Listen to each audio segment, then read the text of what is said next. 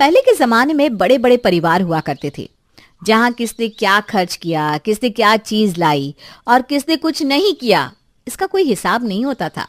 शायद वो इस वजह से भी था क्योंकि तब महंगाई भी इतनी नहीं थी। लेकिन अब समय पूरी तरह बदल चुका है। अब महंगाई की मार से लोग तो मर ही रहे हैं, लेकिन बड़े जॉइंट फैमिलीज में भी दिक्कत आना शुरू हो गई है। आजकल हर कोई सोच समझकर खर्चा करने लगा है, चाहे वो खुद के परिवार में ही क्यों ना हो। हमारे दिलीप और माया भी कुछ ऐसे ही हैं। दोनों नौकरी करते हैं और दोनों घर में हर चीज का हिसाब भी रख कर चलते हैं। माँ जी, ये लीजिए इस महीने का खर्चा, आप गिन लीजिए। तू वैसे भी सब कुछ गिन कर ही तो देती है माया बहू। कभी ज्यादा दिए है क्या आज तक पैसे? अब आप ही ने तो कहा है कि अगले महीने से ज्यादा होंगे पैसे, क्योंकि रवि की भी शादी होने वाली है, इसलिए घर का खर्चा भी बढ़ने वाला है। हाँ, मैंने रवि को भी कह दिया है कि अगले महीने से वो भी ज्यादा पैसे दे। अब घर में 100 चीज़ें होती है, राशन का खर्चा, कपड़ों का खर्चा, ये खाना बनाने वाले की पगार, कितना कुछ है। सबका खर्चा देखना पड़ता है ना। हाँ, अब सब घर में रहते हैं तो सबको देखना ही पड़ता है ना माँ जी। आप ये पैसे गिन लीजिए, मैं ऑफिस के लिए निकल रही हूँ। ज्योति, मेरा और भैया का टिफिन देना जरा। हाँ भाभी, ये लीजिए। सब कुछ डाल दिया है ना? कुछ बाकी तो नहीं? नहीं भाभी, जैसा आपको पसंद है सब कुछ डाल दिया है। और ठीक है, शाम को खाना बनाकर तुम अपने घर चली जाना। आज मुझे और भैया को आने में लेट हो जाएगा। और सुनो, आज कुछ ना मीठा भी बना देना, ठीक है? जी भाभी, ठीक है। माया और दिलीप दोनों नौकरी करते थे और मिश्रा परिवार में सब लोग बराबर का खर्चा दिया करते थे। हालांकि माया इस मामले में बहुत कंजूस थी, लेकिन उसकी सास के कहने पर आज तक घर का खर्चा सही से चल रहा था। और अब तो रवि की शादी भी होने वाली थी, जिससे और खर्चा होने वाला था। माया, तुम नए कपड़े ले आई? हाँ माँ जी, थोड़े बहुत ले आई, क्योंकि कुछ मेरे पास पहले से पड़े थे, शादी वाले सूट भी पड़े हैं, तो बस थोड़ी बहुत ले आई। पैसे बचाना अच्छी बात है माया, लेकिन कभी कभी खर्चा भी कर लेना चाहिए खुद पे। माँ जी, मुझे ना फिजूल में पैसे खर्च करना पसंद नहीं है। अब बस कुछ ही दिन में रवि की भी शादी हो जाएगी, तो घर में एक सदस्य और बढ़ जाएगा। और भी खर्चा है ना? अरे मैं खर्चे की नहीं, घर में एक और सदस्य आने से घर में माहौल अच्छा हो जाएगा, इसकी बात कर रहा था। भाभी, आपको तो सपने में भी बजट ही दिखता होगा, है ना? अब नहीं नहीं, ऐसी बात नहीं है, मैं तो बस मजाक कर रही थी। तुम मजाक में भी पैसों की बात करती रहती हो माया। अब चलो, हंसी मजाक बहुत हो गया, शादी की तैयारी में लग जाओ, कल सारे मेहमान भी आ जाएंगे। जी माँ। मिश्रा परिवार की छोटी बहू आ गई थी, वर्षा, जिसका स्वागत बड़े धूमधाम से किया गया और सारे मेहमान भी अपने घर को रवाना हो चुके थे। माया भाभी, खाने में क्या बनाऊं? एक काम कर, मलाई कोफ्ता, दाल तड़का, चावल और रोटी, और साथ में कटलेट और रायता बना दे। ठीक है भाभी। भाभी, मैं सोच रही थी कि अब मैं आ गई हूँ तो खाना मैं ही बना लिया करूँगी, इससे मेरा भी वक्त बीत जाएगा और पैसे भी बच जाएंगे। अरे ये तो बहुत अच्छी बात है, क्यों माया बहू? हाँ सच में, अगर तुम्हें दिक्कत नहीं है तो हमें भी कोई दिक्कत नहीं, क्योंकि मुझे तो वक्त ही नहीं मिलता ऑफिस के काम से, मैं क्या खाना बनाऊंगी। हाँ तो आज से ही मैं खाना बना दिया करूँगी। वैसे भी ना मुझे अलग अलग चीज़ें बनाने का शौक है। हाँ तो मैं ज्योति को उसकी पगार देकर कल से मना कर दूंगी आने को। वर्षा के आने के बाद माया ने ज्योति को निकाल दिया, लेकिन उसका स्वभाव अब पहले से ज्यादा पैसों को लेकर अजीब सा हो गया था। अगर घर में छोटी सी भी चीज आती तो उसका बवाल बनाने लगी थी। अरे ये क्या है, इतने सारे फल कौन लाया है? भाभी, मैं बाजार गई थी ना तो मैं लेकर आई, आप खाकर देखिए तो बहुत मीठे हैं। अरे पर तुम इतने सारे फल लेकर क्यों आई हो वर्षा? तुम्हें पता है आजकल कितनी महंगाई हो गई है, तुम पैसों को यूं बर्बाद कर रही हो। इसमें बर्बाद क्या किया बहू, फल ही तो लाई है और सबके लिए है, सब खाएंगे, अकेले नहीं खाने वाली वो। तुम क्यों छोटी सी बात को इतना बड़ा बना रही हो? हाँ भाभी, और इतने महंगे भी नहीं है ये फल। अरे अब जाने भी दो, अब लाई है तो खा लो तुम। पर अगली बार देखो ऐसे फिजूल खर्चे मत करना वर्षा। जी भाभी, मैं ध्यान रखूंगी। माया को खर्चे के ऊपर कंट्रोल करने की इतनी आदत हो चुकी थी, उसे लगता था कि उसके अलावा सारे लोग फिजूल खर्चा ही कर रहे हैं। अरे रवि, तेरा पार्सल आया है, लेना जरा। हाँ माँ, बस आया। क्या मंगवाया है रवि तूने फिर से? अरे कुछ नहीं भाभी, वर्षा को अच्छे से चावल चाहिए थे तो कुछ राशन का सामान ही मंगवाया है बस ऑनलाइन। क्या? ऑनलाइन राशन मंगवाया है? पर क्यों? वो नुक्कड़ पे बंसी की दुकान है ना, उससे क्यों नहीं मंगवाया? भाभी, वो उसके राशन की क्वालिटी अच्छी नहीं थी, इसलिए मैंने ऑनलाइन सामान मंगवाया है। इसकी क्वालिटी भी अच्छी है और स्वाद भी। वर्षा, तुम जब से इस घर में आई हो ना, तब से बस खर्चे ही किए जा रही हो। तुम्हें पता भी है पैसे कितनी मेहनत से कमाए जाते हैं? तुम्हारी वजह से हमारा राशन का बिल आजकल कितना बढ़ गया है।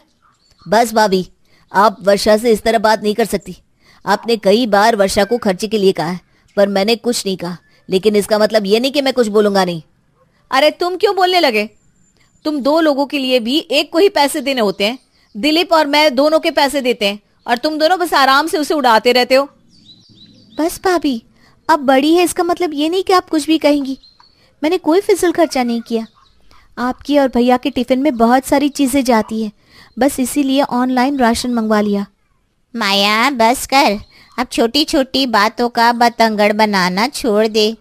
हमारे टिफिन में इतना राशन जाता है कि हम दोनों का खर्चा देना पड़ता है।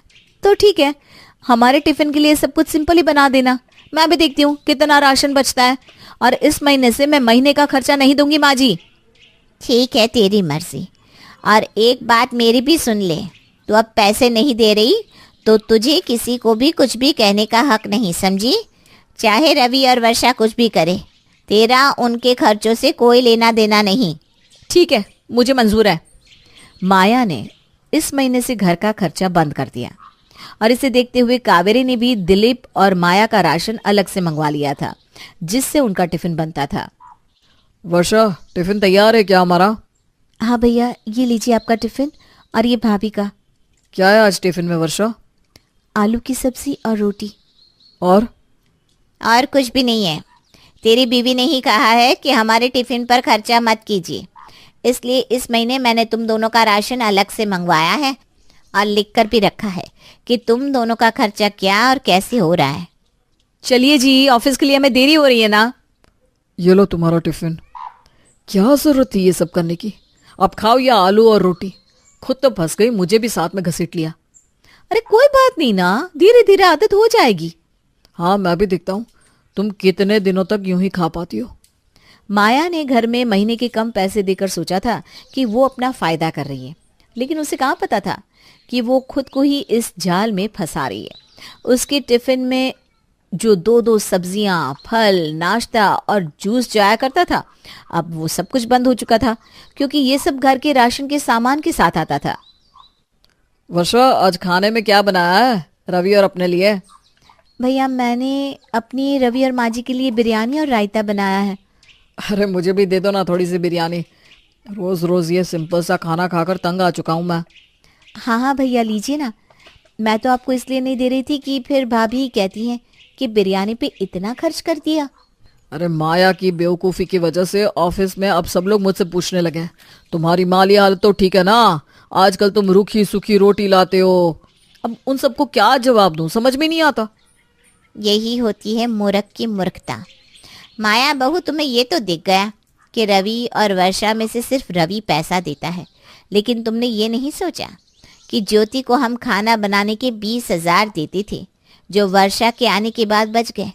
और तो और वर्षा बजट के हिसाब से अच्छी क्वालिटी का राशन मंगवाती थी, जिससे सेहत और जेब दोनों की बचत हो रही थी। मेरी माँ कहती थी कि पैसा खाने के लिए ही कमाया जाता है, और अगर खाने पे आप खर्चा नहीं कर रहे हैं तो आपसे बदनसीब कोई और नहीं। माँ जी, मुझे माफ़ कर दीजिए। मैं सच में कंजूसी में अंधी हो गई थी। मुझे बस खर्चा दिख रहा था। पिछले कुछ दिनों में मुझे समझ में आ गया कि सबसे ज़्यादा राशन का खर्चा तो हमारे टिफ़िन और नाश्ते में ही होता था। वर्षा, तुम भी मुझे माफ़ कर दो। मैंने न जाने क्या क्या कह दिया तुम्हें। अरे कोई बात नहीं भाभी, परिवार में तो ये सब होता ही रहता है। क्या मुझे भी थोड़ी बिरयानी मिल सकती है? नहीं, पहले बिरयानी के 200 रुपये निकालो, चलो। क्या तू भी दिलीप, कुछ भी। राधे श्याम जी के 3 बेटे थे, कमल, अमित और राजीव। राधे श्याम जी की पत्नी का स्वर्गवास काफी पहले हो चुका था। वैसे तो घर में सब कुछ ठीक था, लेकिन राधे श्याम जी की हर चीज में मीन मेख निकालने की आदत की वजह से सबसे बड़े बेटे कमल की पत्नी सुमित्रा और अमित की पत्नी रुक्मिणी को अच्छी खासी परेशानी होती थी। उनके ससुर यानी कि राधे श्याम जी जब देखो तब बहुओं के काम में कमी निकाल निकाल कर दिन भर उनको परेशान किया करते थे। पापा जी, आज मैंने पनीर की सब्जी बनाई है। आपको बहुत दिनों से स्पेशल खाने का मन कर रहा था ना, इसलिए। मन नहीं करेगा तो और क्या होगा, रोज मूंग की दाल बनाकर रख देती हो। अरे भाई, उम्र हो गई तो क्या खाने की चीजों का मन नहीं होगा? अरे मन तो सबका करता है। पापा जी, इसीलिए तो भाभी ने आपके लिए इतनी स्वादिष्ट सब्जी बनाई है।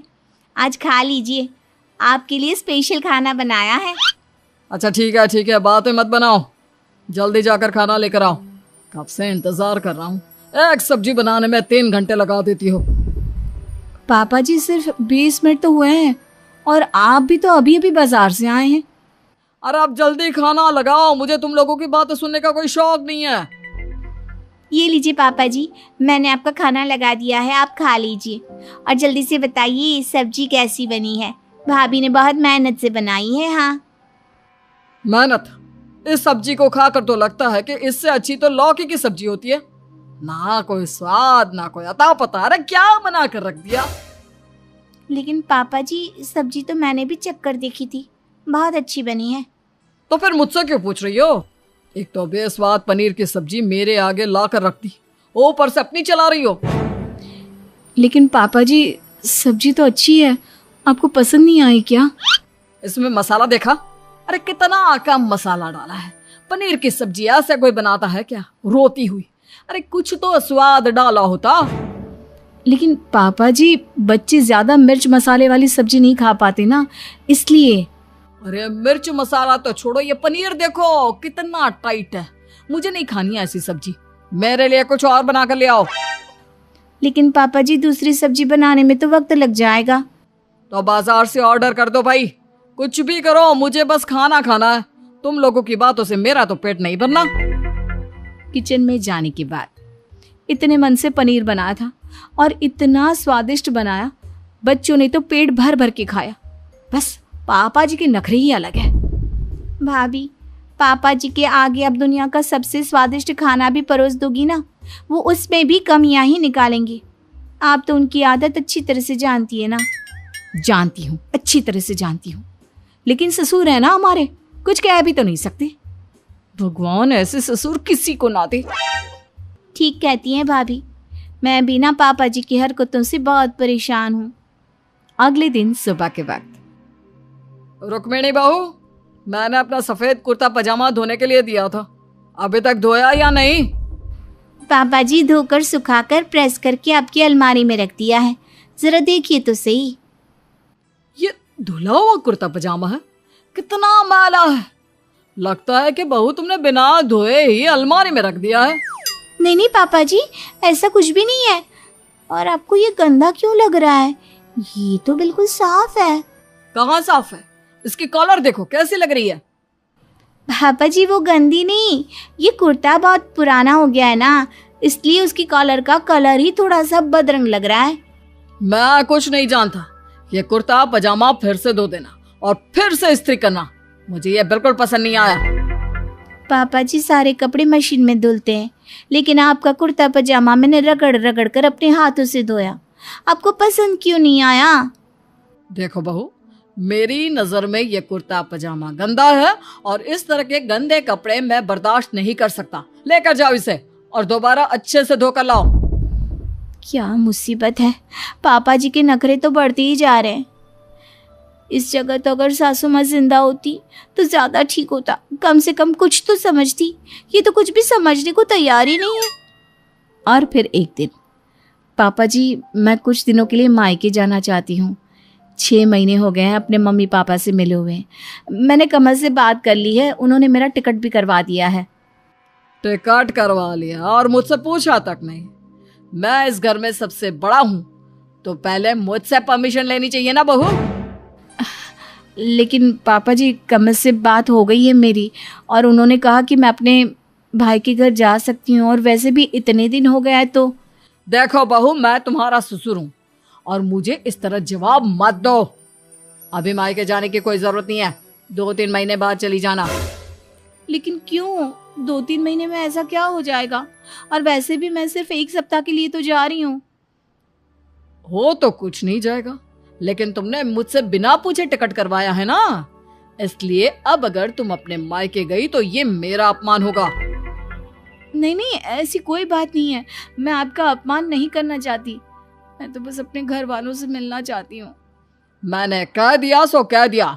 शाम को जब कमल ऑफिस से आएगा तो मैं उसे भी कह दूंगा। और ऐसा ही होता है। जब शाम के वक्त कमल ऑफिस से आता है तो राधे श्याम जी उससे जबरदस्ती सुमित्रा की मायके जाने का टिकट कैंसिल करवा देते हैं। सुमित्रा इस बात से बहुत दुखी हो जाती है। कुछ दिन और बीत जाते हैं और एक दिन रुक्मिणी के मायके से फोन आता है कि रुक्मिणी के पिताजी की तबीयत बहुत खराब है और रुक्मिणी अपने ससुर राधे श्याम के पास पहुंचती है। पापा जी, मेरे पापा की तबीयत अचानक खराब हो गई है और मुझे मायके जाना है। मैंने सोचा एक बार आपसे पूछ लेती हूँ, क्योंकि जब भाभी को जाना था और उन्होंने आपसे नहीं पूछा तो आप बहुत नाराज हो गए थे ना। क्या हुआ है तुम्हारे पापा को? पता नहीं, 2 दिन से बहुत बुखार है, उतर ही नहीं रहा है। थोड़ा सा बुखार ही है ना, उतर जाएगा। अभी जाने की क्या जरूरत है? अमित का ऑफिस में कितना काम होता है। मायके चली जाओगी तो उसका काम कौन करेगा? पापा जी, आप ऐसा कैसे कर सकते हैं? मेरे पापा की तबीयत खराब है और मेरा उनसे मिलना बहुत जरूरी है। देखो बहू, 2-3 दिन बाद चली जाना। हमारे दूर के रिश्तेदार घर आने वाले हैं। उनके लिए पूरा दिन तरह तरह का खाना बनाना, उनका ख्याल रखना, वो सब कौन करेगा? सुमित्रा का तो क्या भरोसा, पता चला बिना नमक की पनीर की सब्जी बनाकर खिला दी फिर से। तभी वहां पर सुमित्रा आ जाती है।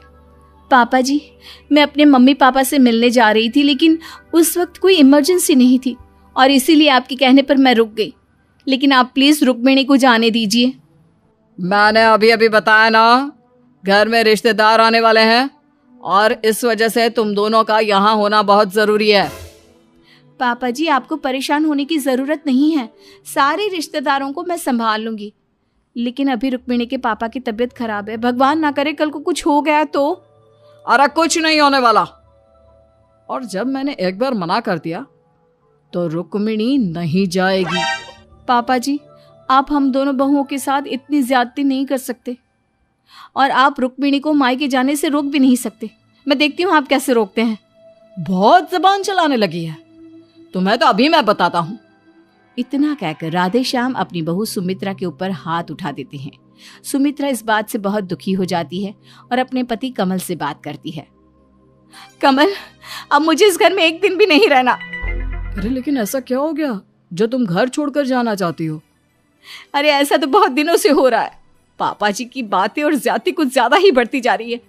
पहले उन्होंने मुझे मायके नहीं जाने दिया और आज तो मेरे ऊपर हाथ उठाने की कोशिश की। वो तुम्हारे ससुर हैं। अगर उनकी कोई बात मान लोगी तो क्या बिगड़ जाएगा तुम्हारा? कमल, यहाँ बात मानने न मानने की नहीं है। वो मेरे और रुक्मिणी के ऊपर अपनी हर बात चलाते हैं, अपनी मन मर्जी करते हैं। आज रुक्मिणी के पापा की तबीयत खराब है और उसे मायके नहीं जाने दिया। क्या ये सही बात है? और जब मैंने इस बात का विरोध किया तो मेरे ऊपर हाथ उठाने लगे। जरूर तुमने ही बदतमीजी की होगी। पापा कभी अपनी बहुओं के ऊपर हाथ नहीं उठा सकते, इतना तो मैं भी जानता हूँ। सुमित्रा अपने पति की बात सुनकर बहुत दुखी थी। आपको अपनी पत्नी के सम्मान की बिल्कुल भी परवाह नहीं। मैं भला आपके पापा के लिए झूठ क्यों बोलूंगी? देखो सुमित्रा, तुम बात को कुछ ज्यादा ही बढ़ा रही हो। अगर तुम्हें इतनी परेशानी है पापा से तो कहीं और जाकर रह लो। क्या? कमल, मुझे पापा जी से परेशानी नहीं है, उनकी हरकतों से परेशानी है। पर अब जब आपने कह दिया है कि मुझे घर छोड़कर जाना चाहिए तो मैं यहाँ 1 मिनट नहीं रहूंगी। इतना अपमान होने के बाद मेरे लिए यहाँ रहना पॉसिबल ही नहीं है। अच्छा ठीक है, जहां जाना चाहती हो चली जाओ, लेकिन याद रखना मैं अपने पापा पर इस तरह का झूठा इल्जाम नहीं लगने दूंगा। और इस तरह से सुमित्रा घर छोड़कर चली जाती है। कुछ दिन बीत जाते हैं पर राधे श्याम जी अपनी हरकतों से बाज नहीं आते और वक्त के साथ अब राधे श्याम जी मेन मेख निकालने के साथ साथ ठरकी भी होने लगे थे। एक दिन सुबह के वक्त, रुक्मिणी बहू, जल्दी से मेरे लिए चाय बनाकर ले आओ। जी पापा जी, अभी लेकर आती हूँ। थोड़ी देर बाद, ये लीजिए पापा जी आपकी चाय। अरे क्या बात है बहू, आज तो बहुत अच्छी लग रही हो। लाल रंग की साड़ी खूब जचती है तुम्हारे गोरे रंग पर। पापा जी आप ये कैसी बातें कर रहे हैं? अरे सही तो कह रहा हूँ, अब सुंदर लग रही हो तो कह दिया। वैसे अभी तक नहाई नहीं हो शायद। नहीं पापा जी, बस नहाने जा रही थी, लेकिन आपने चाय के लिए बुला लिया तो बीच में से ही आ गई। अच्छा ठीक है, चाय तो मैं पी लूँगा, तुम जाकर नहा लो। और सुनो, कोई लाल रंग के कपड़े पहना, मैंने कहा ना अच्छा लगता है तुम पर लाल रंग। पापा जी कैसी अजीब अजीब बातें कर रहे हैं, लगता है बुढ़ापे में सठिया गए हैं। रुक्मिणी बाथरूम के अंदर नहाने जाती है और उसे ऐसा लगता है कि दरवाजे के पास से कोई छुपकर उसे देख रहा था। कौन है बाहर? कोई है क्या? नहाने के बाद रुक्मिणी अपने कमरे में जाती है। अमित, अभी जब मैं बाथरूम में नहा रही थी तो मुझे ऐसा लगा कोई बाथरूम के बाहर खड़ा है। अरे रुक्मिणी, तुम्हें गलत फहमी हुई होगी, क्योंकि घर में पापा जी, तुम्हारे और मेरे सिवा तो इस वक्त कोई भी नहीं है। नहीं अमित, मैंने किसी की कदमों की आहट भी सुनी थी, कोई तो था वहां पर। कौन होगा? कमल भैया ऑफिस गए हैं, राजीव घर में नहीं है, भाभी तो कब का घर छोड़कर चली गई है। रहे पापा जी, अब तुम ही बताओ कौन हो सकता है। अच्छा ठीक है, हो सकता है मुझे गलत फहमी हुई हो, लेकिन अमित आज सुबह जब मैं पापा जी को चाय देने गई ना, तो वो कुछ अजीब अजीब सी बातें कर रहे थे। कैसी अजीब बातें? कहना क्या चाहती हो तुम? मुझसे कह रहे थे कि लाल रंग की साड़ी पहना करो, इसमें बहुत सुंदर लगती हो। अरे तो उसमें अजीब क्या है? तुम उनकी बहू हो, अच्छी लग रही हो तो तारीफ कर दी होगी। तुम भी ना छोटी सी बात को लेकर कितना सोचती हो। शायद आप ठीक कहते हैं। चलिए, आपके ऑफिस का वक्त हो रहा है, मैं जल्दी से आपका टिफिन पैक कर देती हूँ। बिल्कुल, मुझे 5 मिनट में ऑफिस निकलना है, तुम जल्दी से टिफिन लेकर आओ और मैं निकलूं। अमित के घर से ऑफिस जाने के बाद घर के अंदर रुक्मिणी और राधे श्याम जी ही रह गए, क्योंकि कमल और राजीव तो पहले ही घर में नहीं थे। रुक्मिणी किचन में काम कर रही थी, तभी राधे श्याम जी उसके पास आते हैं और उसके कंधे पर हाथ लगाते हैं। क्या हुआ पापा जी? आप यहाँ क्या कर रहे हैं? आपको कुछ चाहिए था तो मुझे आवाज दे देते। अरे कुछ नहीं बहू, वो क्या है ना, तुमने मेरे कहने से ये लाल रंग की साड़ी फिर से पहन ली तो मुझे बहुत अच्छा लग रहा है, इसलिए तुम्हारी तारीफ करने आया था। ठीक है पापा जी, ये सब तो आप सुबह कह चुके हैं ना। क्या बहू, एक तो मैं तुम्हारी खूबसूरती की तारीफ कर रहा हूँ, तुम्हारे कंधे पर हाथ रखकर तुम्हारे पास खड़ा हूँ और तुम डर रही हो। पापा जी, आप कैसी बहकी बातें कर रहे हैं? आप मेरे ससुर जी हैं, मेरे पिता समान, इस तरह की बातें आपको शोभा नहीं देती। मैंने ऐसा क्या कह दिया तुमसे? अरे जरा सा हाथ क्या लगा दिया तो इसमें तब परेशान होने वाली क्या बात है? देखो, अगर तुमने मुझसे ज्यादा जुबान लड़ाने की कोशिश की ना तो सुमित्रा की तरह तुम्हें भी इस घर से बाहर निकलवा दूंगा। दूर हटिए, आप मेरे पिता के समान हैं और ये सारी हरकतें मैंने कभी सपने में भी नहीं सोचा था। अच्छा हुआ जो सुमित्रा भाभी घर छोड़कर चली गई। मैं आज ही अमित से आपके बारे में बात करूंगी। और तुम्हें क्या लगता है, मेरा बेटा मुझ पर शक करेगा? उल्टे कान पकड़कर तुमको ये घर से बाहर निकाल देगा, ठीक वैसे ही जैसे कमल ने सुमित्रा को निकाल दिया। इसलिए चुपचाप रहो और जल्दी से खाना बनाकर बाहर टेबल पर सर्व करो, मुझे जोर से भूख लगी है। पापा जी, आप ये ठीक नहीं कर रहे हैं। अरे तुम्हें क्या पता मैं क्या क्या कर रहा हूँ। आज तो तुम्हें मैं बाथरूम में नहाते हुए देख रहा था। वैसे सिर्फ कोशिश ही कर पाया क्योंकि कुछ दिखाई नहीं मुझे। क्या? इसका मतलब मेरा शक सही था। जब मैं नहा रही थी तो मुझे लगा कि कोई बाथरूम के बाहर खड़ा है और वो आप थे। अरे कोशिश कर रहा था, कुछ नहीं दिखा। ज्यादा परेशान होने की जरूरत नहीं है, और किसी से मेरी शिकायत की ना, अच्छा नहीं होगा तुम्हारे लिए। शाम के वक्त जब ऑफिस से अमित घर लौट कर आता है तो रुक्मिणी उसे देखकर जोर जोर से रोने लगती है। अरे क्या हुआ रुक्मिणी, तुम इस तरह रो क्यों रही हो? सब ठीक है ना? कुछ हुआ है क्या? क्या बताऊं अमित, मैंने सुबह भी आपसे कहा था कि जब मैं बाथरूम में नहा रही थी मुझे ऐसा लगा कोई छिपकर मुझे देख रहा था। अरे पर मैंने तुम्हें सुबह भी समझाया था ना कि तुम्हें कोई गलतफहमी हुई होगी। आप समझने की कोशिश क्यों नहीं करते अमित? आज पापा जी ने मेरे साथ बदतमीजी करने की कोशिश की, मुझसे अजीब अजीब और गंदी गंदी बातें कर रहे थे। ये तुम्हें क्या हो गया रुक्मिणी? तुम अपने ससुर पर इल्जाम लगा रही हो? तुम्हें पता भी है तुम क्या कह रही हो? अमित, मैंने सुबह भी आपको इशारा करने की कोशिश की थी जब पापा जी लाल रंग की साड़ी में मेरी तारीफ कर रहे थे। लगता है तुमने उस बात को कुछ ज्यादा ही दिल पर ले लिया है। देखो रुक्मिणी, ऐसी कोई बात नहीं है, प्लीज समझने की कोशिश करो। नहीं अमित, मैं नहीं समझ सकती।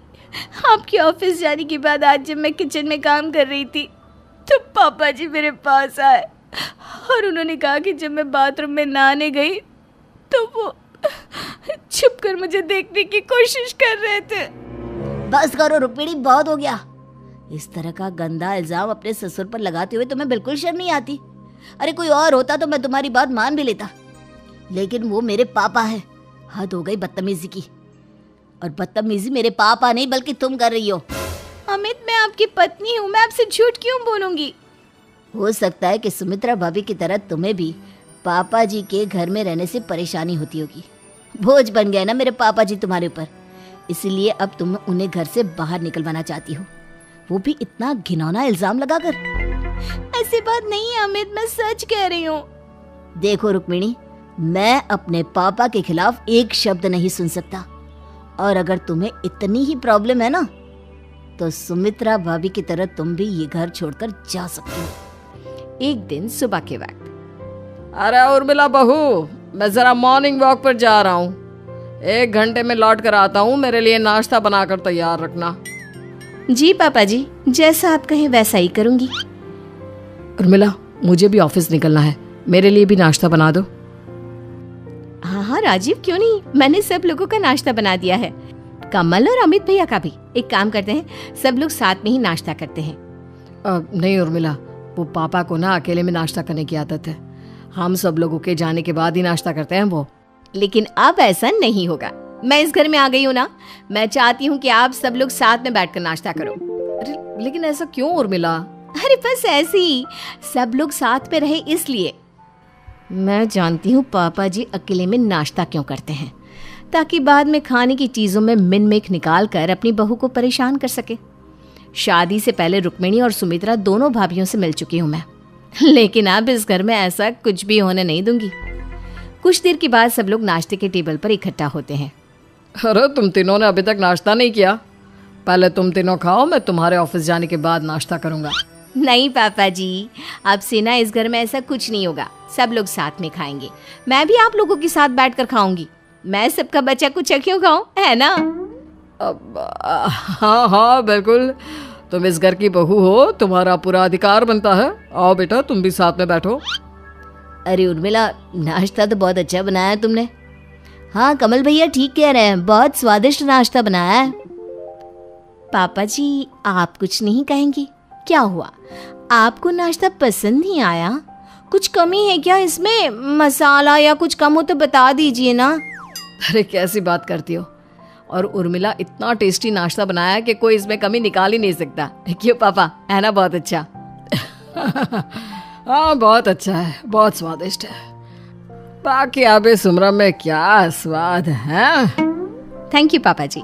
वैसे मुझे लगता था कि आप खाने की चीजों को लेकर काफी नखरे करते होंगे, मेरा मतलब आपको खाने पीने का बहुत शौक है, ऐसा सुना है। अरे नहीं नहीं बहू, ऐसी तो कोई बात नहीं है, बस जो बन गया वही चुपचाप खा लेता हूँ। उसके बाद कमल, राजीव और अमित तीनों ही ऑफिस चले जाते हैं। राधे श्याम जी किसी भी तरह अपनी बहू उर्मिला को परेशान करने का मौका ढूंढ रहे थे, और इसलिए वो अपने ढेर सारे कपड़े लेकर उर्मिला के पास आते हैं। देखो बहू, ये सारे कपड़े धो देना और अच्छी तरह से धोना, कपड़ों पर जरा सा भी दाग धब्बा मुझे बिल्कुल पसंद नहीं है। जी पापा, पर आप अब मुझे ये कपड़े धोने के लिए दे रहे हैं, सुबह देने चाहिए थे ना, मैं सुबह के वक्त वॉशिंग मशीन लगाकर सब धो देती। अरे तो अभी कौन सा काम है, अभी भी तो धो सकती हो ना कपड़े। बिल्कुल पापा जी, एकदम ठीक कहा, अभी मशीन लगाकर आपके सारे कपड़े धो देती हूँ और शाम तक आयरन करके बिल्कुल तैयार कर दूंगी। अच्छा ठीक है, बच्चों के ऑफिस से आने से पहले ये काम निपटा देना। बाद में उनके साथ बैठकर बातें करने में बिजी हो जाता हूँ, फिर मैं ठीक से देख भी नहीं पाऊंगा कि तुमने कपड़े ढंग से धोए या नहीं धोए। पापा जी, आपको ना ससुर नहीं सास होना चाहिए था। बहुओं को बहुत तंग किया है ना आपने, अब मैं बताऊंगी आपको। शाम के वक्त जब सब लोग ऑफिस से लौट कर आ जाते हैं, उर्मिला उसी वक्त अपने ससुर के कपड़े लेकर उनके पास पहुंचती है। अरे उर्मिला, इतने सारे कपड़े, तुम ये इतने सारे कपड़े लेकर क्यों घूम रही हो? ऐसा लग रहा है पापा के सारे कपड़े एक ही दिन में धो दिए तुमने। अरे उर्मिला, एक एक करके भी तो कपड़े धो सकती थी। वो क्या है ना, पापा जी सुबह मेरे पास आए, कहने लगे कि सारे कपड़े उन्हें अर्जेंटली चाहिए, बस इसलिए पूरा दिन लगाकर बड़ी मेहनत से धोकर सुखाकर आयरन करके लाई हूँ। पापा जी चेक कर लीजिए ना, कहीं कुछ गंदा तो नहीं रह गया। उर्मिला, तुम कैसी बात कर रही हो? भला घर में कोई किसी के कपड़े चेक करके देखता है क्या? और अगर कुछ रह भी गया होगा तो ठीक है ना। आप ठीक कहते हैं, लेकिन फिर भी पापा जी से पूछना तो पड़ेगा ना, अगर उनको पसंद नहीं आया तो। अरे नहीं नहीं नहीं, ऐसी कोई बात नहीं है। लाओ बहू, कपड़े तो बहुत अच्छे धुले हैं, तुम जाकर मेरी अलमारी में रख दो। बहुत अच्छा काम करती हो तुम, मुझे कोई शिकायत नहीं तुमसे। सब लोगों के अपने अपने कमरे में जाने के बाद राधे श्याम अकेले में बैठकर अपनी बहू उर्मिला को सबक सिखाने के बारे में सोच रहा था। ये उर्मिला सुमित्रा और रुक्मिणी की तरह नहीं है, बहुत चालाक लड़की है। जब भी कोई काम करती है जानबूझकर मेरे बेटों के सामने करती है, ताकि मेरे बेटों को मेरी सच्चाई ना पता चले। कल जाने दो इन तीनों को ऑफिस। जो काम मैं रुक्मिणी के साथ नहीं कर पाया वह अब इसके साथ करूँगा, और फिर देखता हूँ ये किसी के सामने कैसे अपनी ज़बान खोलती है। अगले दिन सब लोगों के ऑफिस जाने के बाद, उर्मिला बहू, ज़रा मेरे कमरे में आना, पैरों में बहुत दर्द हो रहा है, मेरी थोड़ी मदद तो कर दो। लगता है पापा जी का ठरकीपन जाग रहा है, लेकिन मैं इतनी आसानी से उनकी बातों में नहीं आने वाली। मुझे कुछ तो करना पड़ेगा, ये मुझे अपने जाल में फंसाना चाहते हैं ना। अभी इनके कमरे में जाती हूँ और बताती हूँ। उर्मिला अपने ससुर के कमरे में आती है। क्या हुआ पापा जी, आप मुझे आवाज़ क्यों दे रहे थे? अरे बेटा, ज़रा यहाँ आओ, मेरे पैरों पर ना तेल लगा दो, बड़े जोर से दर्द हो रहा था। हाँ हाँ पापा जी, क्यों नहीं, एक मिनट रुकिए। जरा ये तो बताइए, तेल कहाँ रखा है आपने? अब वो वहाँ बेड के सामने जो अलमारी है ना बेटा, वहीं पर रखा हुआ है। वहाँ से निकाल कर इधर मेरे पास आकर बैठो और पैरों पर तेल लगा दो। तेल निकालने के बहाने उर्मिला चुपचाप अलमारी के खाने में अपना मोबाइल रिकॉर्डिंग ऑन करके रख देती है, और इस बात की खबर राधे श्याम को नहीं लगती। जैसे ही उर्मिला राधे श्याम के पैरों पर तेल लगाने के लिए बैठती है, राधे श्याम के अंदर का ठरकीपन जागने लगता है। वैसे एक बात कहूँ उर्मिला, तुम ना रुक्मिणी और सुमित्रा से कहीं ज़्यादा सुंदर हो, और इस काली साड़ी में तो कमाल की सुंदर लग रही हो। थैंक यू पापा जी, इस तारीफ के लिए आपका बहुत बहुत शुक्रिया। बहू, तुम्हारे हाथ तो बहुत सॉफ्ट है, ज़रा ठीक से लगाओ ना। तुम्हारा हाथ ज़रा मुझे पकड़ने दो ना, तुम्हारे हाथों की कोमलता महसूस करना चाहता हूँ मैं। आप किस तरह की बात कर रहे पापा जी? मैं आपकी बहू हूँ, और इस तरह की बातें करना अच्छा लगता है क्या? अरे तो क्या हुआ, तुम्हारी सास तो मुझे जवानी में ही छोड़कर मर गई, अब किसी से तो अपना मन लगाऊंगा ना मैं। लेकिन पापा जी, मैं आपके बेटे की बहू हूँ, मैं जाकर उन्हें आपकी सारी सच्चाई बता दूंगी अगर आपने मेरे साथ कुछ भी किया तो। और आपने अभी जो कुछ भी मुझसे कहा है ना, ये सब भी मैं आपके तीनों बेटों को बताऊंगी। जाओ जाओ जाओ, जिसे जो बताना है बताओ। और तुम्हारे बताने से क्या होगा, सुमित्रा रुक्मिणी की तरह मेरे बेटे तुम्हें भी घर से आउट कर देंगे। ये तो वक्त ही बताएगा पापा जी, कौन किसे घर से बाहर निकालेगा। उर्मिला अपना मोबाइल लेकर चुपचाप कमरे से बाहर आ जाती है। शाम को जब राजीव ऑफिस से लौट कर आता है तो उर्मिला राजीव, कमल और अमित तीनों के सामने राधे श्याम से कहती है, मैं आप तीनों को ये बात बताना चाहती हूँ कि आपके पापा जी ने मेरे साथ बदतमीजी करने की कोशिश की है। ये तुम क्या कह रही हो? लगता है रुक्मिणी की तरह तुम्हें भी आदत लग गई है, उसने भी मेरे पापा पर ऐसा ही गलत इल्जाम लगाया था। देखो उर्मिला, इस तरह की बातें अच्छी नहीं लगती। पापा तुम्हारे ससुर जी हैं, उन पर इतना गंदा इल्जाम मत लगाओ। मैं जानती थी मेरी बात पर कोई भरोसा नहीं करेगा, और मुझे भी घर की दोनों बड़ी बहुओं की तरह शायद घर से बाहर निकाल दिया जाएगा, लेकिन मेरे पास पूरा इंतजाम है, सबूत है, एक मिनट रुकिए, मैं आप लोगों को दिखाती हूँ। इतना कहकर उर्मिला ने अपने मोबाइल में बनी हुई रिकॉर्डिंग तीनों बेटों को दिखा दी। ये क्या पापा, आप ऐसा कैसे कर सकते हैं? मैंने सपने में भी नहीं सोचा था। पापा, आपकी वजह से मैंने अपनी पत्नी को इस घर से बाहर निकाल दिया। पापा, उर्मिला इस घर की सबसे छोटी बहू है, आपकी बेटी की उम्र की है, और आप उसके साथ ये सब कर रहे हैं। इन सब का एक ही इलाज है। आज के बाद पापा जी इस घर में नहीं रहेंगे और घर की दोनों बहुओं को पूरी इज्जत के साथ घर में वापस लाया जाएगा। इस घटना के बाद कमल, अमित और राजीव ने राधे श्याम को घर से बाहर निकाल दिया और सुमित्रा और रुक्मिणी को इज्जत के साथ घर वापस लेकर आ गए और उनका घर फिर से खुशहाल परिवार में बदल गया।